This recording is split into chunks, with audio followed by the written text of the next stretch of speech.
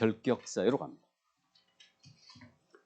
이 결격사유는 매번 출제합니다. 자, 그러면 법제 10조가 실려 있으니까 조문을 읽어드립니다. 법제 10조 제1항. 다음 각 호에 어느 하나에 해당하는 자는 중개사무소에 개설 등록을 할 수 없다. 개설 등록을 할 수 없다의 밑줄 쫙. 그럼 결격사유자는 등록을 할 수 없다는 얘기예요. 다음 쭉 내려가서 11가지, 12가지가 있고요. 동그라미 2. 찾았어요? 이게 제2항이죠. 자, 제2항, 제1항, 제1호부터 제11호까지의 어느 하나에 해당하는 자는 소속공사 또는 중개보증이 될 수 없다. 소속공사 또는 중개보증이 될 수 없다의 밑줄 쫙. 그럼 임원사원은 될 수 있느냐? 임원사원도 될 수 없어요. 당연히. 자, 다음 이제 3항 내려갑니다. 등록관청은 밑줄 쫙. 개업공사, 소속공사, 중개보조원 및 개업공사인 법인의 사원, 임원 이하 개업, 공인인규사 등이라 한다. 나왔죠 이제? 개공 등이란 표현 중개비 종사자 전체고요. 이들이 제1항 제1호부터 제11호까지 어느 하나에 대한 여부를 확인하기 위해 관계기관에 조회할 수 있다. 관계기관에 조회할 수 있다. 밑줄자. 그러면 등록관청은 관계기관에다가 결격 여부를 신원조회할 수 있다는 얘기죠. 그 얘기입니다. 자, 다음에 벌금형의 분리선고가 나와 있는데 형법 제38조에도 불구하고 제48조 및 제49조에 규정된 죄와 다른 죄의 경합범에 대하여 경합범의 밑줄 벌금형 선고하는 경우는 벌금형 선고 밑줄 긋고 이를 분리선고해야 된다. 분리선고 밑줄 쫙. 자, 보겠습니다.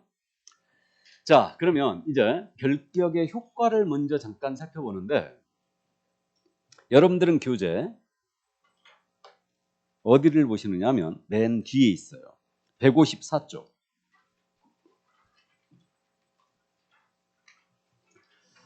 지금 우리가 법문을 읽어봤으니까요. 10조 1항이 뭐라고 그러냐면 결격사유자는 개설 등록할 수 없다 그랬죠. 그럼 개설 등록을 할 수 없다는 얘기는 개공이 될 수 없다. 이 얘기고 10조 제2항에서는 소공사 중개본이 될 수 없다 그랬죠.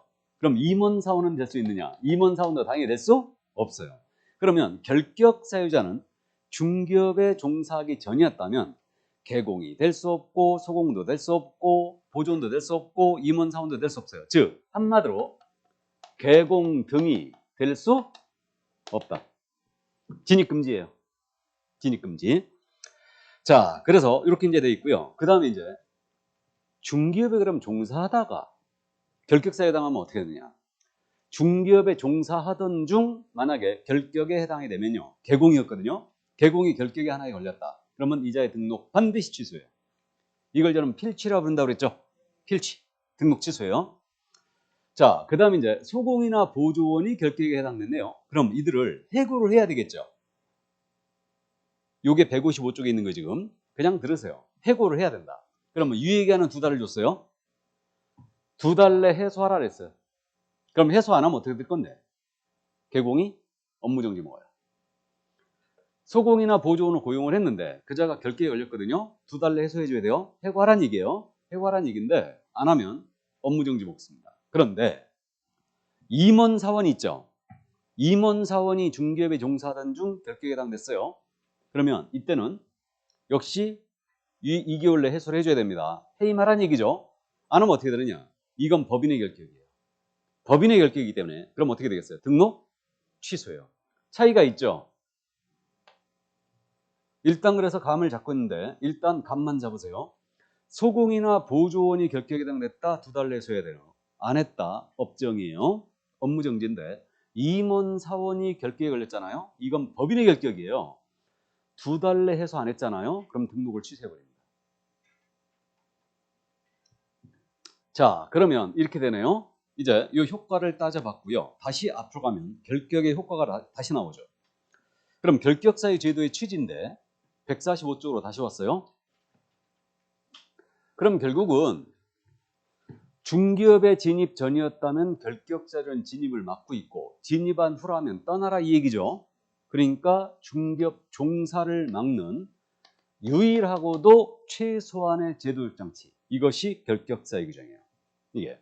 그래서 이게 결격에 걸렸잖아요. 중기업 종사 금지입니다. 예. 됐죠? 이 정도 이제 효과를 감 잡아 두시고요. 그 다음 이제 등록관청은 개공 등이 결정 여부에 대해서 모두 신원주에 들어갑니다. 그래서 우리가 가족관계 등록을 관장하는 시구 읍면장한테 이자가 전과 사실이 있는가, 교도소에 언제 나왔는가, 이거 모두 주에 들어가요. 신원주에 다 들어갑니다. 그래서 전부 다 지금 현재는 신원주에 하고 있어요. 다 이거. 자, 그러면 여기까지 결격유가에 대한 부분을 다 봤습니다.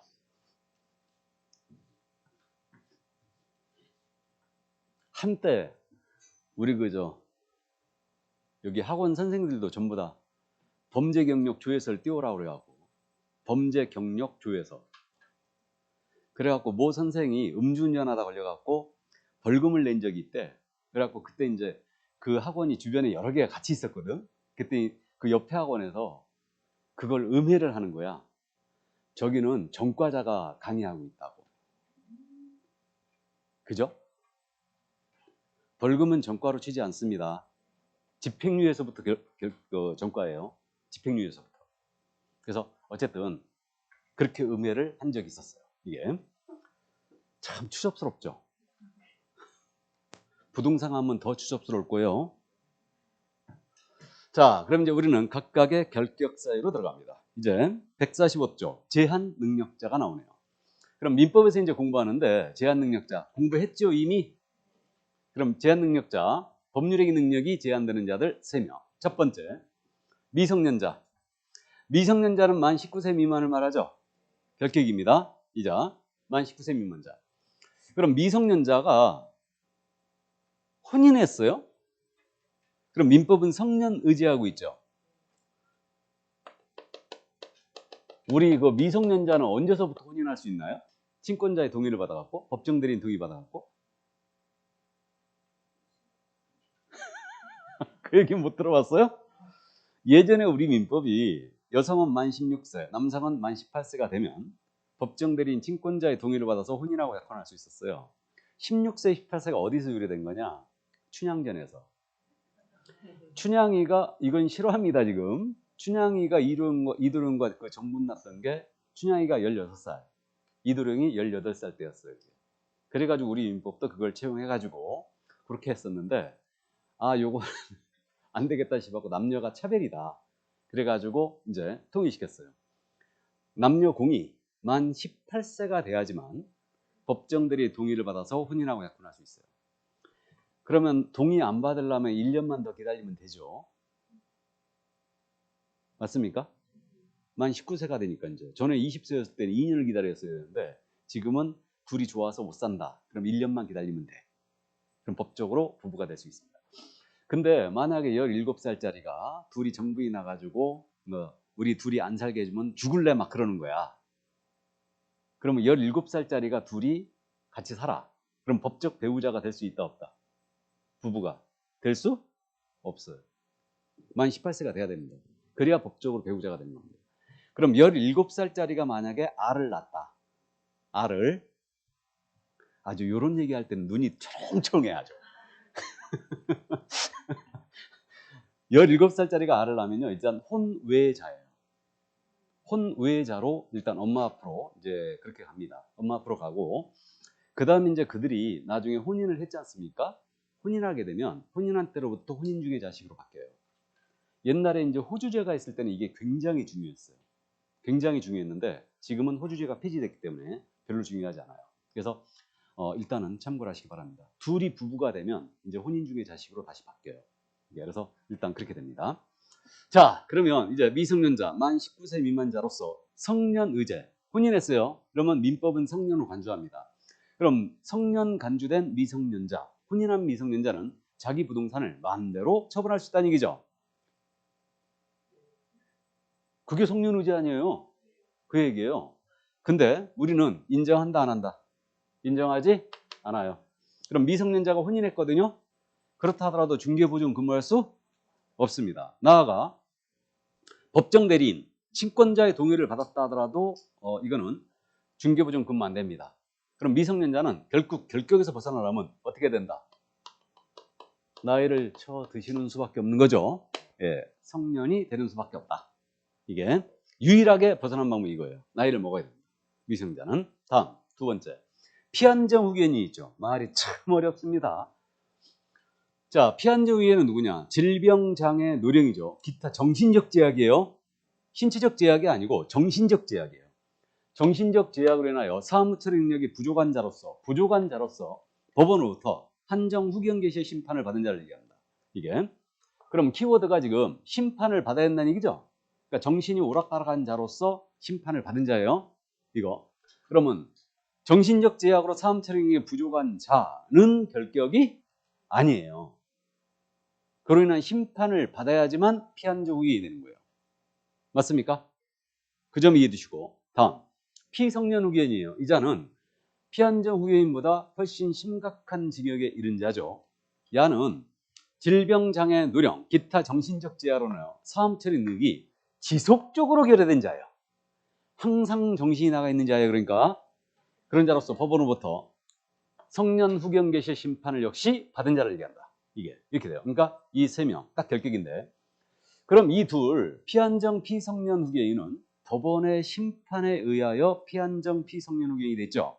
그러니까 이들은 결격 사유에서 벗어나려면요, 법원에 종료 심판이 있어야 돼요.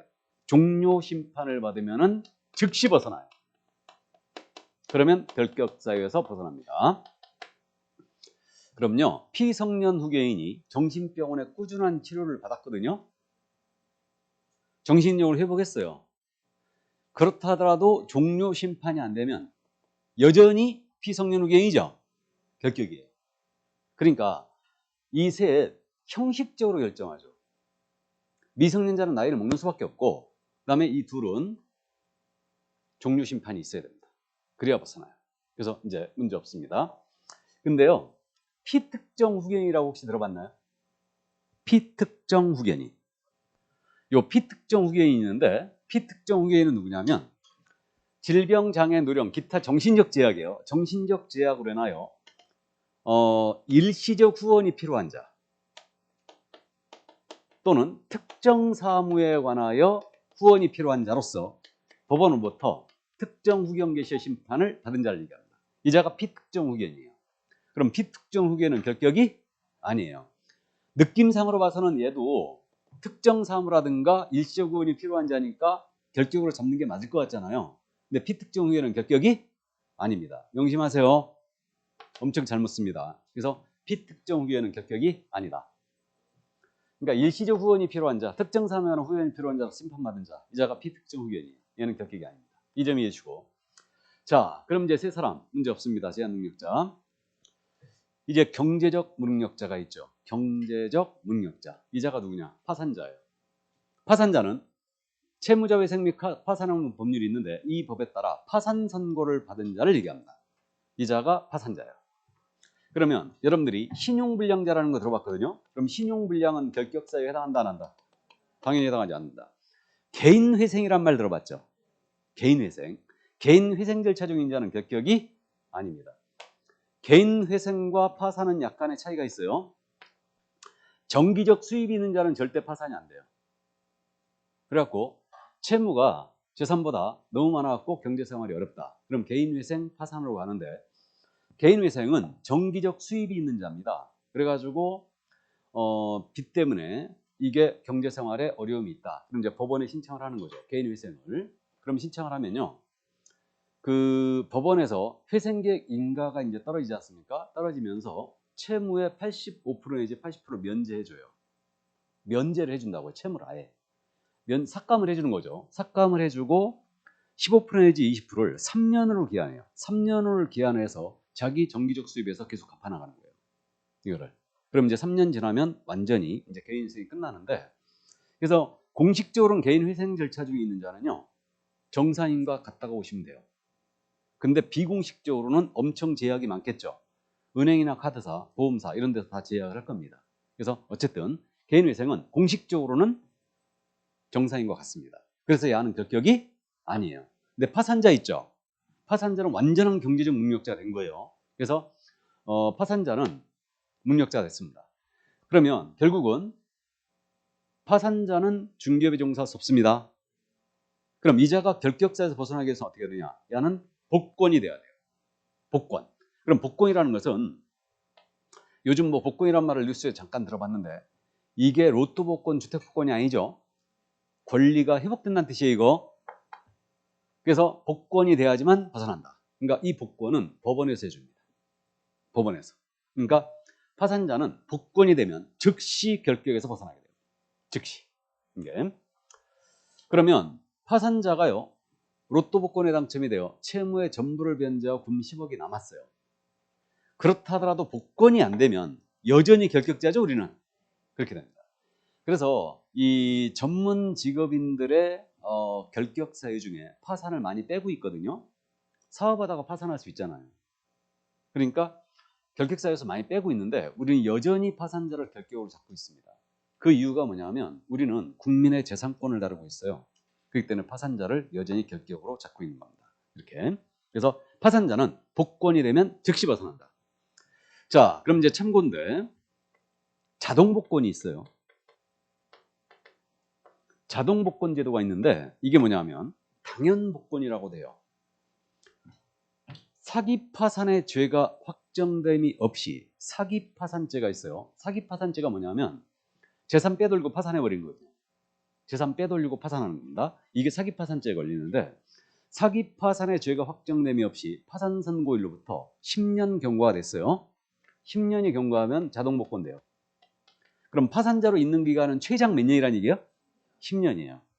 사기 파산이 아니었다면 이렇게 되고요. 그 다음에 면책이란 말 들어봤죠? 면책, 법원으로부터 책임을 면하는, 그러니까 면책 결정이 확정되거나 면책이 되면 이때는 자동 복권 돼버립니다. 근데 요즘 파산 때릴 때요, 면책을 같이 때리는 경우가 흔해요. 그래서 파산 신청할 때 면책을 같이 신청하거든요. 그래갖고 법원에서 파산 때리면서 면책 때려버리면 바로 복권된 거예요.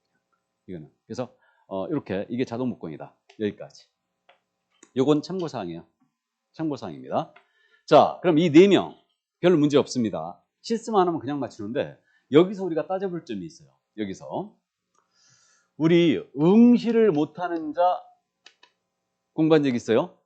시험을 못 본다는 얘기죠. 이게 응시 결격자인데 응시를 못하는 자는 2명 있었습니다.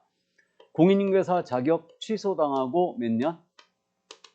3년이 경과하지 않은 자. 그 다음에 시험 부정행위자가 있었죠.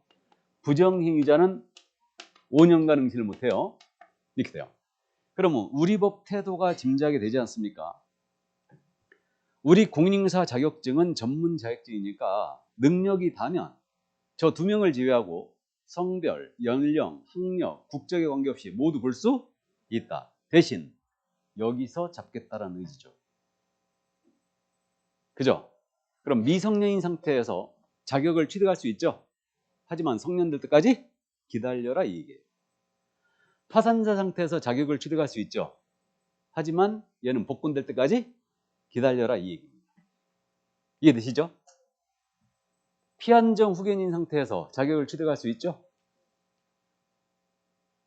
정신이 오락가락한 놈이 어떻게 취득해?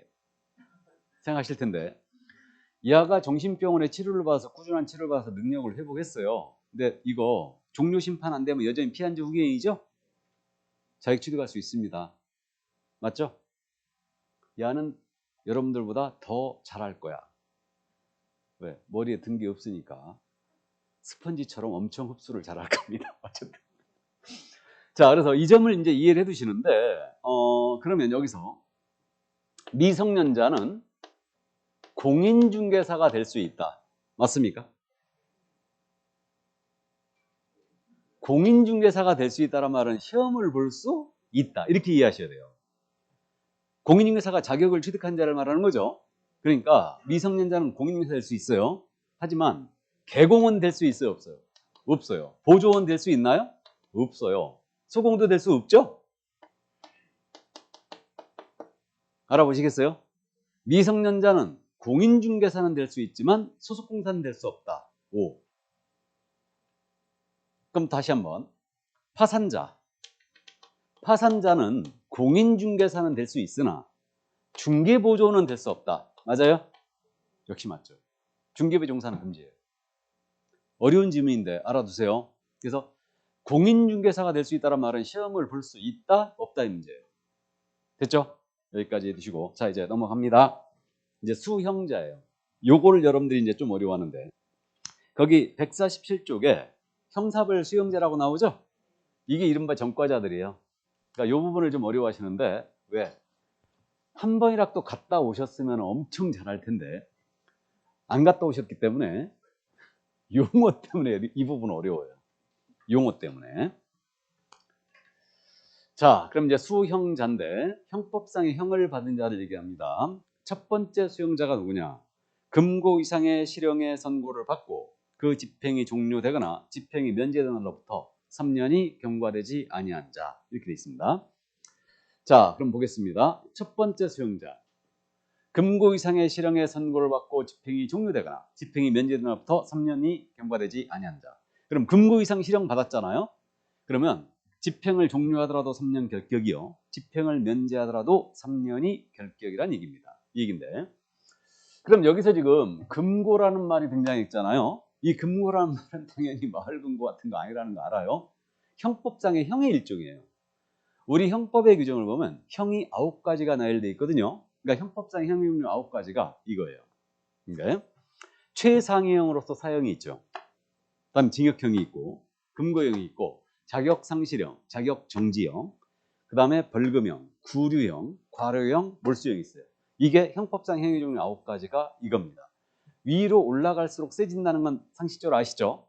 자, 그럼 끊었을 때 금고 이상 실형 그랬으니까 끊으면 여기서 끊어요. 여기서 끊습니다. 이 위로 맞았죠? 그럼 바로 결격이에요. 결격입니다. 그러면 이 제도에 대해서 깊이 있는 이해는 필요가 없는데 사형은 뭔지 아셔요? 영원히 사회에서 격리시켰습니다. 맞죠? 이거 사형입니다. 근데 사형 집행을 당했어요. 그럼 이거 결격 잡을 일이 없죠? 그 얘기입니다. 근데 우리가 지금 현재 사형 대기수들이 50명이 넘었다면서요. 사형 대기수, 사형이 확정된 자들이 50명이 넘었다는데 아직 지금 사형 집행은 안 하고 있죠. 그래갖고 우리가 지금 사형 집행 안 한 지가 한 15년 됐나? 그래갖고 우리가 사형제를 갖고 있는데 폐지국가로 분류되고 있습니다. 사형 집행을 안 하고 있기 때문에 이게 여전히 사형제 있어야 돼 없어야 돼? 있어야 됩니까? 사형제 있어야 돼 없어야 돼? 있어야 돼요. 아직도 우리네 인식은 사형제가 있어야 되는 걸로 인식을 하고 있어요. 그러니까 이런 부분들이 훨씬 여성분들이 더 보수적이에요. 오래전에 이거 설문조사 한 적 있거든요. 사형제가 있어야 되느냐 폐지해야 되느냐.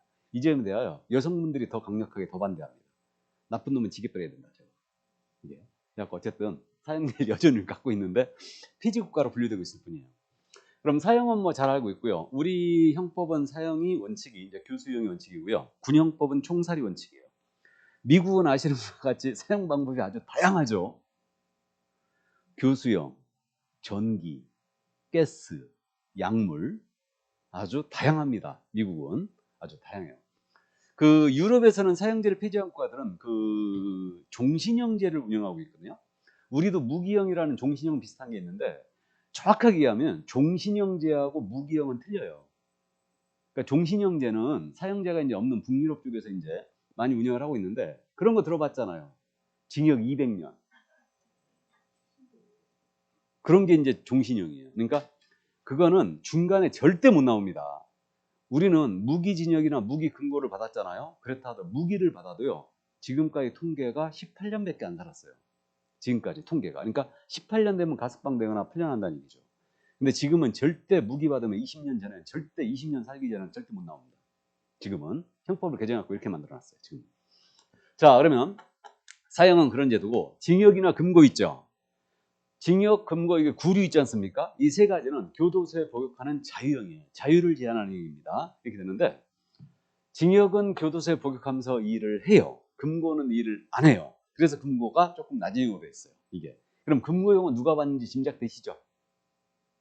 정치범, 사상범, 과실범 이런 분들이 이제 금고형을 받는데 박근혜 전 대통령이나 이명박 전 대통령 전부 다 징역받았습니다. 뇌물로다가 징역받았어요. 그래서 어쨌든 이제 이렇게 교도소에 복역하는 거 일을 하냐 안 하냐인데 제 개인적인 생각은요. 금고형이 훨씬 더 무거운 형 같아요. 징역보다.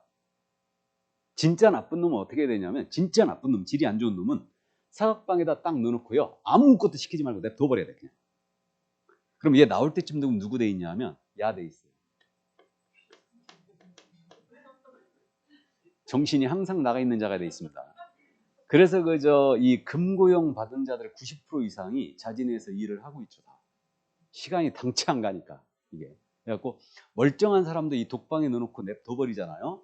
벽만 보게 살게 하면요, 진짜 나올 때쯤에 이상한 사람도 있대요. 다. 네. 그래서 어쨌든 금고형은 이제 일을 안 하기 때문에 이렇게 돼 있고요. 그 다음에 여기 구류형 있죠. 구류형은 기간만 짧아요. 하루 이상 29일까지. 이게 구류예요, 구류. 그래갖고 이제 그 나이 드신 분들 들어봤을 거예요.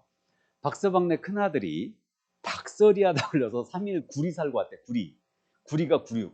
이게. 그래갖고 서리는 이제 우리가 그 과일서리 같은 경우는 꿈밥 몇 대 맞고 말았는데, 닭서리는 용서를 안 했습니다.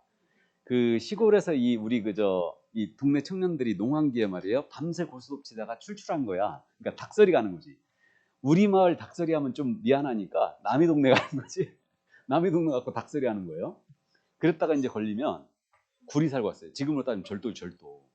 그래갖고 이제 그게 구리예요. 그래서 이제 일을 안 합니다. 기간만 짧아. 그럼 여기 징역하고 금고는 유기와 무기로 나누는데, 무기는 뭔지 알고, 그럼 한 달 이상이라는 얘기예요.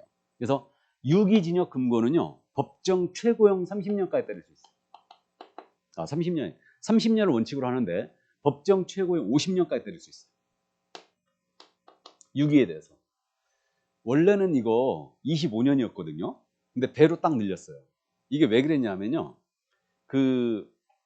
이게 이제 개정한 지가 좀 됐는데 10년이 근데 채 안 된 것 같은데, 이 어린애들 데리고 못된 짓거리 하는 나쁜 놈들 있죠.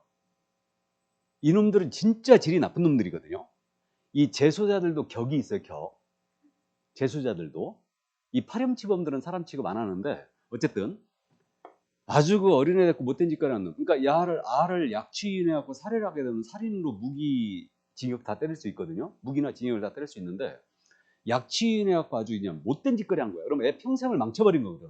근데 아시는 바와 같이 대충 10년 살다 나오는 거예요.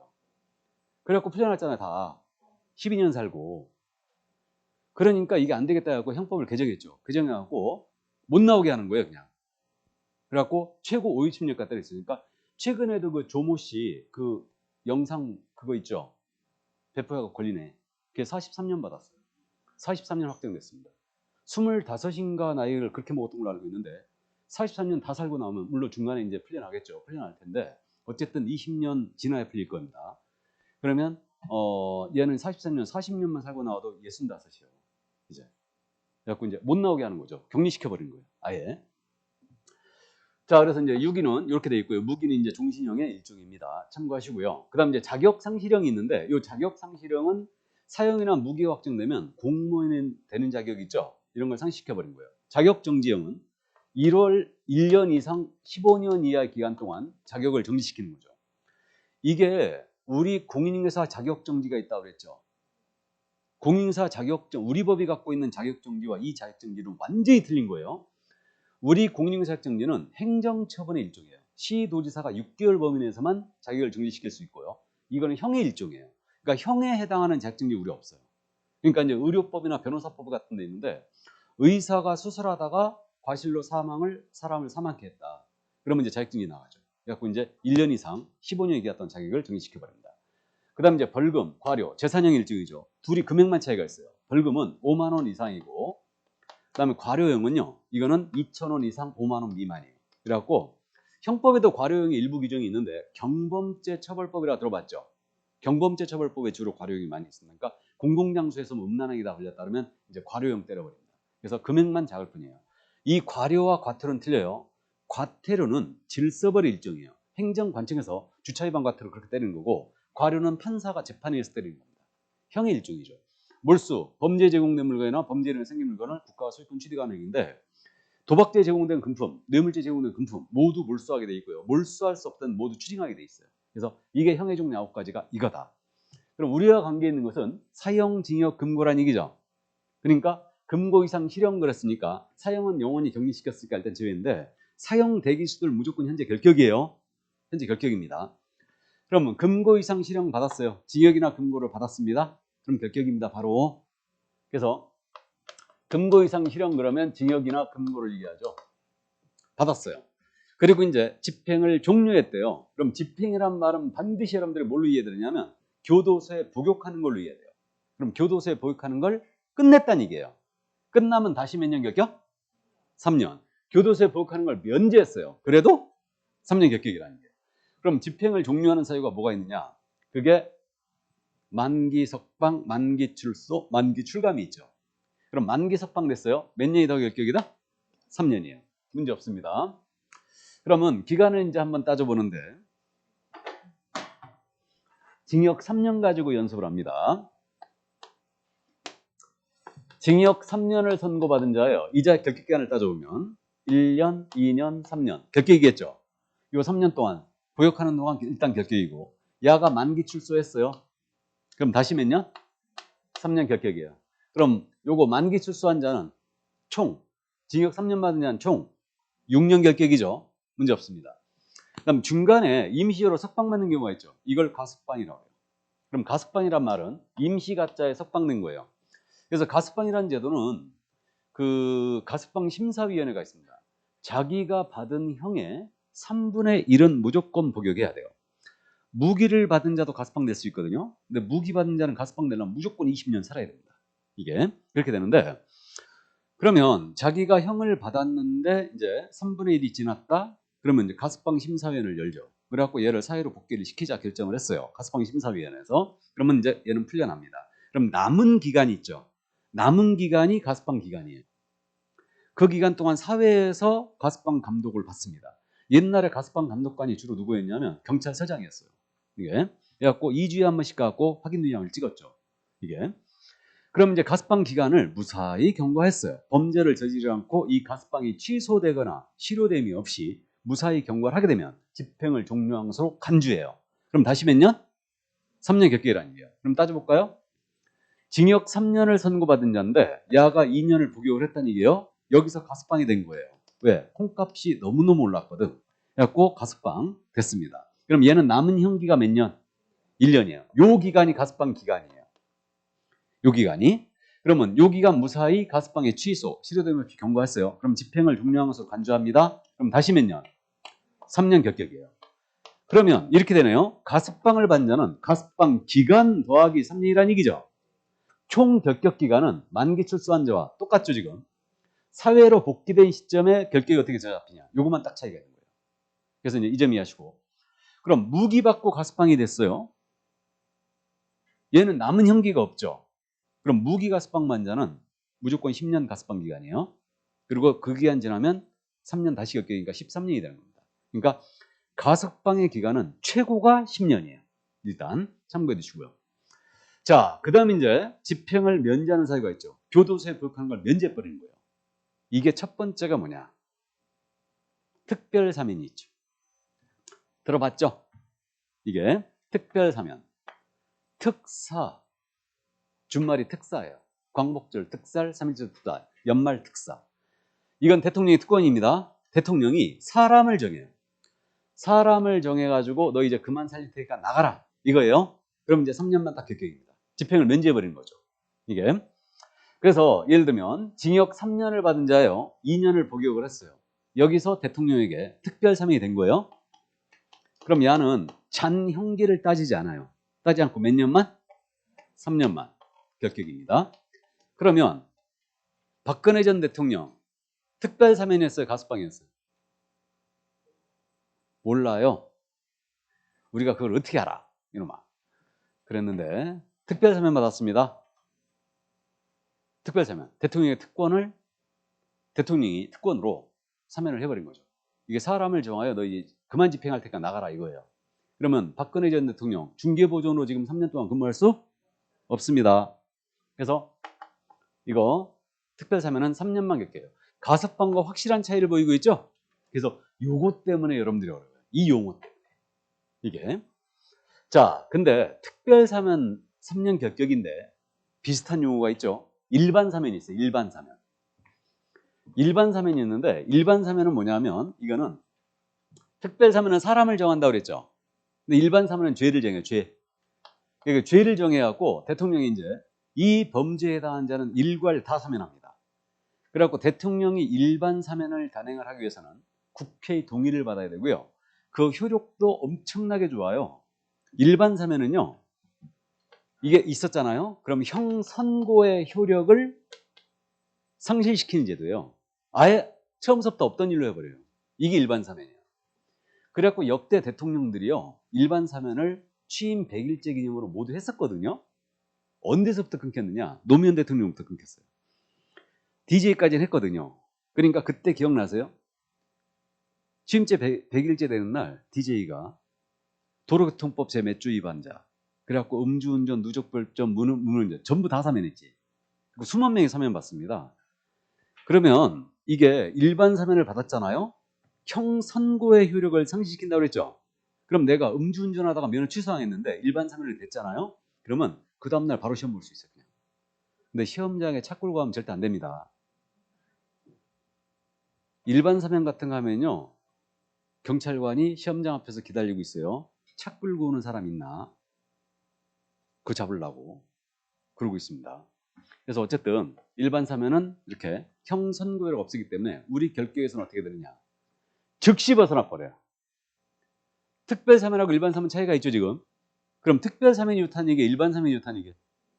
일반 사면이 훨씬 좋은 거예요. 일반 사면 이게. 그래서 이때는 즉시 결격에서 벗어납니다. 없던 일로 했기 때문에. 그래서 일단 요건데, 그래가지고 이제 요즘은 일반 사면을 노무현 대통령부터 안 했잖아요. 야당 시절에 사면권 남용한다, 대통령이 남용한다 이렇게 말이 굉장히 많았고 안 했는데, 지금은 이걸 어떻게 하고 있냐면요, 생계형 사범들 있죠. 그러니까 생계형 사범이라는 게 뭐냐면, 예를 들어서 내가 운전을 업으로 하고 있는 거야. 근데 운전 벌점이 자꾸 누적되잖아요. 그럼 면허 정지 먹죠. 소멸시켜 주거든요, 주기적으로. 그래갖고 대통령이 어떻게 하고 있냐면, 일반 사면은 국회의 동의를 받아야 돼요. 더군다나 일반 사면 한다면 지금 현재 야당이 다수이기 때문에 거부될 가능성이 크지. 그러니까 특별 사면을 하는데, 특별 사면할 때 가만히 보시면요, 생계형 사범 얘기가 나오잖아요. 그러면 몇천 명, 몇만 명씩 사면을 해요. 특별 사면을. 원래 특별 사면은 10,000명을 안 넘어갑니다. 보통. 그래서 몇천 명 단위 또는 특정인, 박근혜 전 대통령처럼 특정인을 딱 지정해갖고 그냥 그것만 딱 해버리는데, 이렇게 사면할 때 보면요, 특별 사면에다가 대통령이 복권도 할 수 있어요. 대통령이 복권도 있다고요. 복권. 그래갖고 복권을 가미시키잖아요. 그러면 이거와 똑같이 돼버려요. 복권. 아, 그래갖고 뉴스에서 그랬지 않습니까? 모 정치인 이번에 특별사면 한다 하는데 복권은 없다 그런 거야. 그러니까 원래 선거사범으로 걸리면요, 선거사범으로 걸리면 5년인가 출마를 못 해버려요. 출마를. 근데 복권을 시키잖아요. 그러면 특별사면에서 복권까지 딱 시켜버리면 바로 출마할 수 있어요. 그러니까 뒤로서 내가 사면 안 받겠다, 지금 그러고 앉았는 거지 이게. 그러니까 어쨌든 대통령은 이걸 지금 현재 굉장히 사실상 남용을 하고 있습니다. 생계형 사범에 대해서는 분명히 복권을 시켜줘야 돼. 일반 사면을 해야 되는데 일반 사면 동의를 받아야 되니까, 국회 동의 받기 싫으니까 안 하는 거예요. 그러니까 안 하고 특별 사면하면서 복권으로 가미시키는 겁니다. 복권으로. 그래서 어쨌든 그래서 요게 이렇게 됐는데, 이게 요거 때문에 여러분들이 좀 어려워하는데, 요즘은 그래서 요거는 16회를 과정으로 안 내고 있거든요. 조문대로 내요. 그러니까 집행용료, 집행면제하면 몇 년 결격이다? 3년 결격이다. 이제 그렇게 이해해 주시는데, 우리 교재에 있잖아요. 147쪽 맨 밑에 법률의 변경이란 말 나와 있죠. 찾았어요? 그러니까 이게 집행을 면제하는 제도거든요. 법률의 변경도.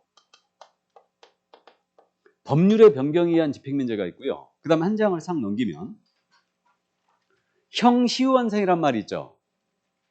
형에도 시효가 있어요. 이거로 인한 집행면제가 있는데, 이 두 가지는 신경 쓸 필요가 없는데, 집행면제란 말이 꼭 뒤에 딸려 나와요. 법률의 변경으로 인한 집행면제, 형시효로 인한 집행면제란 말이 꼭 딸려 나옵니다. 그럼 법률의 변경에 의한 집행면제가 뭐냐? 범죄가 있다가 그 법에서 범죄가 삭제돼 버리는 거예요. 그럼 법률의 변경에 의한 집행면제하거든요. 이거의 대표적인 예가 우리 조금 이제 됐죠. 형법에 있던 범죄가 하나 삭제됐죠.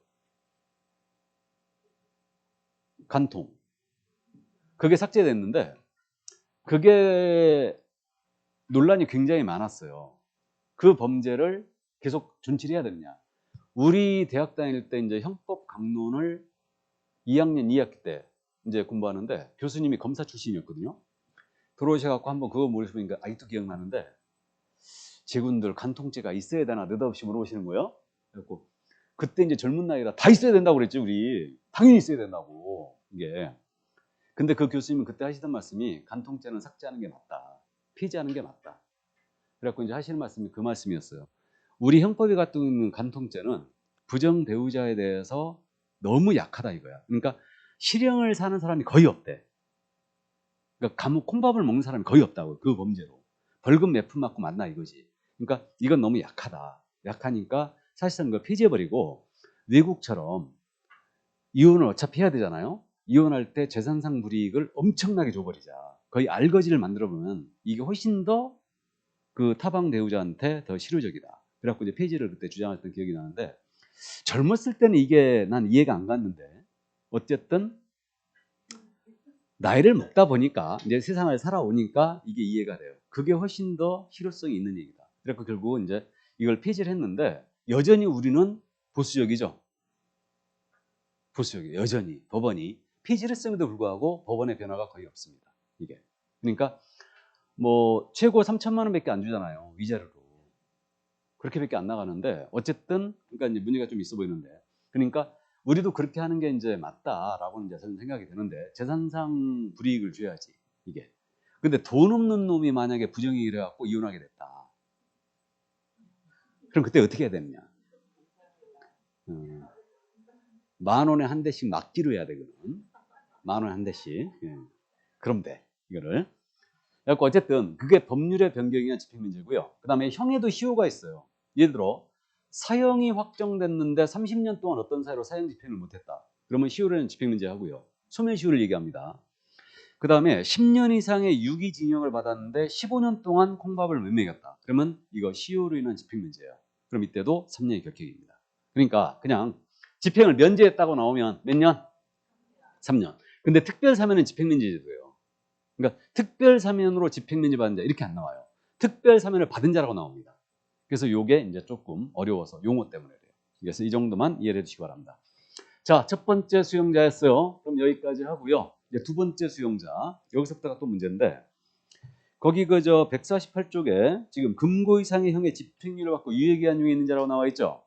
요건 그럼 좀 쉬었다 할까요? 네, 쉬었다 하죠.